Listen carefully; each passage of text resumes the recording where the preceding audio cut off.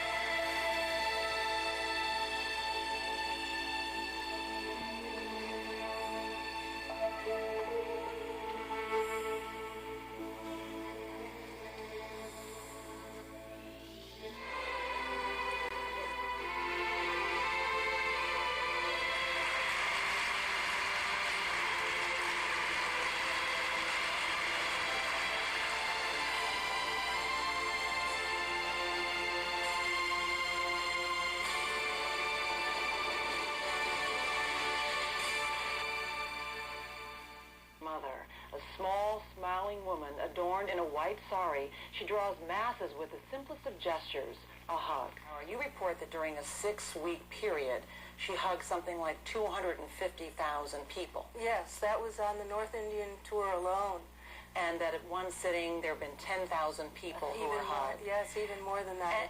And you also report in this book, I mean, that people consider her, devotees consider her a living saint, compare her to Mother Teresa, sometimes the Dalai Lama. What have you understood and seen about the nature of what's happening in America and the needs in this country for the kind of compassion that you are teaching?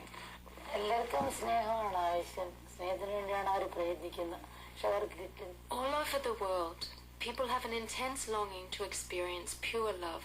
They're in search of that love, but they are not finding it. Rather, each person is becoming like an object in the other person's hand. Whether in America or in any other part of the world, motherhood is the quality that needs to be developed. By motherhood, Amma means having qualities such as love and patience. I look forward to my hug after this interview, and thank you so much for coming. At the Chicago Tribune, reported Claudia McKay of Arlington Heights is saying, "I can't put into words what she does to me. She doesn't have to say a thing. Your problems don't go away, but all of a sudden you can cope with them.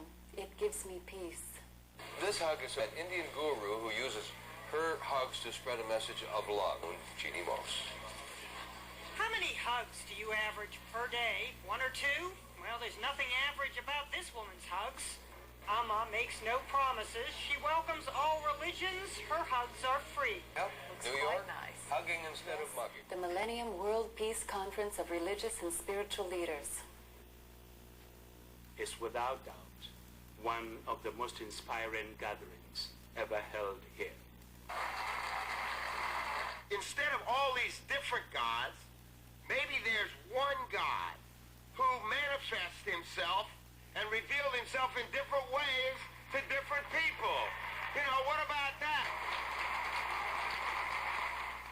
Although the numbers denoting the year of the new millennium are different, essentially nothing else has changed. The real change must happen within ourselves.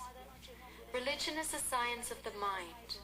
Today we are able to air condition the external world, but we have yet to learn how to air condition the mind. Just as the right hand reaches out to aid the left hand when it is injured, the ability to feel the sufferings of all beings as our own, and an intense yearning to comfort them, should awaken within us. Love is the only medicine that can heal the wounds of the world. When we work together as a global family, peace and happiness will once again prevail on this earth. The Gandhi King Award for Nonviolence at the United Nations in Geneva. World Movement for Nonviolence and launched the Gandhi King Awards for Nonviolence. By way of history, the first recipient of this award was His Excellency Kofi Annan, the Secretary General of the United Nations. Last year, we had my beloved Jane's sister, the illustrious Dr. Jane Goodall, who received it at the United Nations in New York. And today, it's Her Holiness Shri Mata Amrita Nandamai who is going to receive it.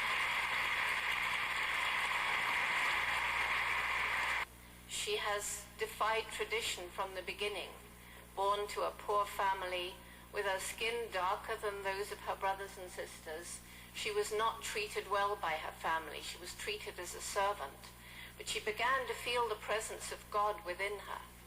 And so powerfully did she feel that presence that she wanted to reach out and share her good fortune with those who were less fortunate than she. And again, defying tradition, she began to embrace those who were in need of comfort when women were not supposed to touch strangers. And she has comforted with her wonderful hugging, which I experienced yesterday, more than 21 million people. Think of it, 21 million people.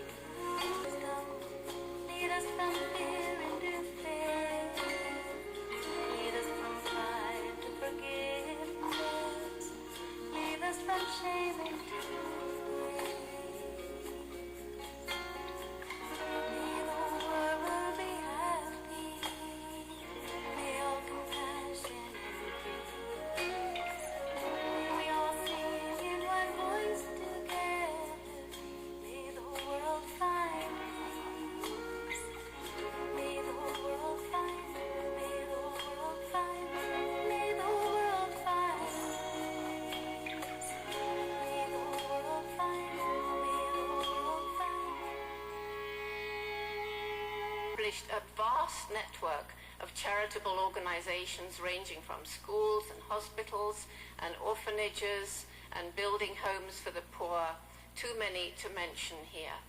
And finally, she was the first religious leader to invest women as priests in the traditional temples. A world in which all men respect the fact that, like the two wings of a bird, women and men are of equal value, for without the two in perfect balance, humanity cannot progress.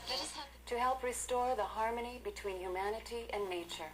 About 3,000 residents who live at Amma's main center in Amritapuri, India.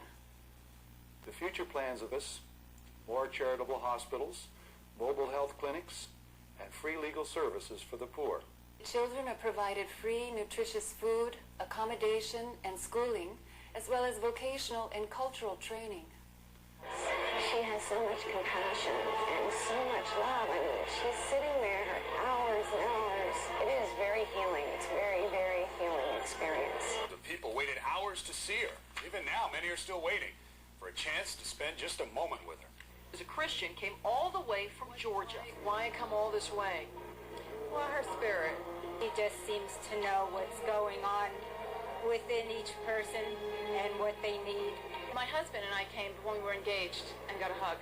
And it was just so great. It's just so great to get a blessing. There's a lot of anxiety, a lot of worry, a lot of fear, a lot of anger. And in her presence, all that seems to disappear. Stands here in front of us, God's love in a human body.